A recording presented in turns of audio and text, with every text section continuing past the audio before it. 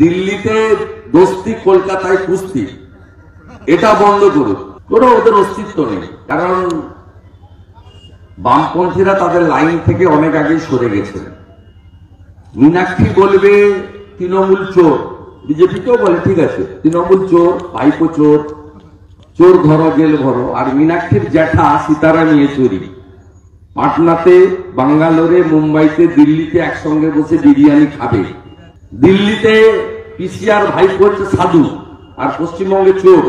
এই দুরকম কথা বললে কে বিশ্বাস করবে? যেকে 34 বছর সিপিএম কে দেখেছে, তাই বদলে দিয়ে তৃণমূলকে এনেছিল।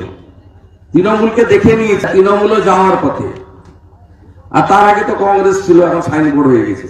অতএব এগুলো করে কোনো লাভ হবে না। দিল্লিতে দোস্তি, কলকাতায় কুস্তি, এটা বন্ধ করুক।